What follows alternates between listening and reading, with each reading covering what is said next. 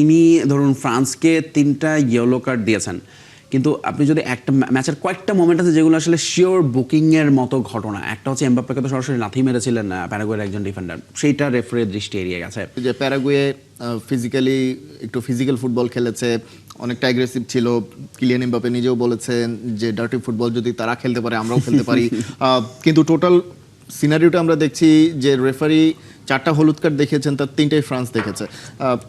সেটার রহস্যটা আসলে কি? এবং এটা আসলে প্যারাগুয়ের ক্ষেত্রেও একটা রেকর্ড, যে 1966 সালের যে রেকর্ড বুক স্টার্ট হয়েছে সেখান থেকে আমরা দেখেছি যে এইভাবে আসলে একেবারে হলুদ কার্ড না খেয়ে প্যারাগুয়ে এভাবে যে খেলছে সেটা একটা বিরল একটা ব্যাপার।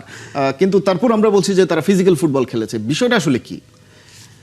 ওয়েল, এইটা অবশ্য ম্যাচ শেষে অফকোর্স রেফারি নিয়ে তো কেউ কথা বলে না। আমি ম্যাচ শেষে প্রেস কনফারেন্সে পড়ার চেষ্টা করছিলাম কি বলেছেন তারা, সেখানে এটা নিয়ে কোনো প্রশ্ন নেই। তবে হ্যাঁ, তারা এটা বারবার মনে করিয়ে দিয়েছেন যে উজবেক রেফারি ছিলেন আজকের ম্যাচে, এবং তিনি ধরুন ফ্রান্সকে 3টা ইয়েলো কার্ড দিয়েছেন, কিন্তু আপনি যদি একটা ম্যাচের কয়েকটা মোমেন্ট আছে যেগুলো আসলে শিওর বুকিং এর মতো ঘটনা। একটা হচ্ছে এমবাপ্পেকে তো সরাসরি লাথি মেরেছিলেন প্যারাগুয়ের একজন ডিফেন্ডার, সেইটা রেফারির দৃষ্টি এড়িয়ে গেছে।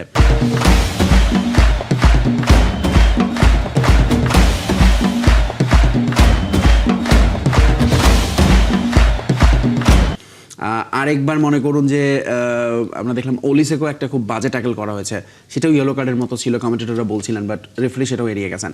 প্রবাবলি একটা ম্যাচে যখন এত ঘটনা ঘটে, দেখেন 13 আর 11 মানে হচ্ছে অলমোস্ট 25টা ফাউল হয়েছে এই ম্যাচে। So referee was so busy, এবং তিনি বোধহয় আজকে হয় না, ধরুন রেফারির 2 ধরনের রেফারি থাকে। একটা হচ্ছে যে যারা খেলাটা কন্টিনিউ করতে চায়, আরেক ধরনের রেফারি খুব কড়াকড়ি হয়, প্রত্যেকবারই ইয়েলো কার্ড মানে কার্ড দেখাতে চান, যেটা আগের ম্যাচে হয়েছে। আজকে যদি দেখেন মরক্কো ম্যাচে এত কার্ড দেখানো হয়েছে যে অন টার্গেট শটের চেয়ে বোধহয় কার্ড বেশি হয়েছে, এরকম মানে মজা করা হচ্ছিল সেই ম্যাচটা নিয়ে, কানাডা মরক্কো ম্যাচে। সো এই ম্যাচের referee was different.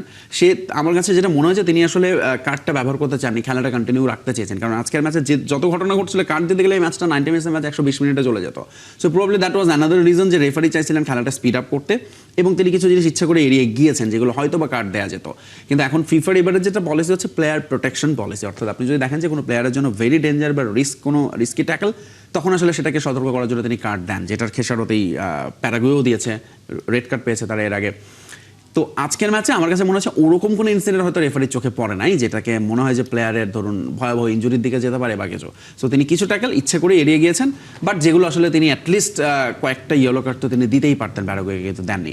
Again it depends on referee. So basically তিনি আমার মনে হয় যে কিছু রেফারি থেকে খুবই কড়া হেডমাস্টারের মতো সাথে সাথে কার্ড দিয়ে দেয়, কিন্তু এই রেফারি সেরকম ছিলেন না। তিনি চেয়েছেন যে খেলাটাকে আসলে যত দ্রুত মানে স্পিড আপটা ঠিক রাখতে।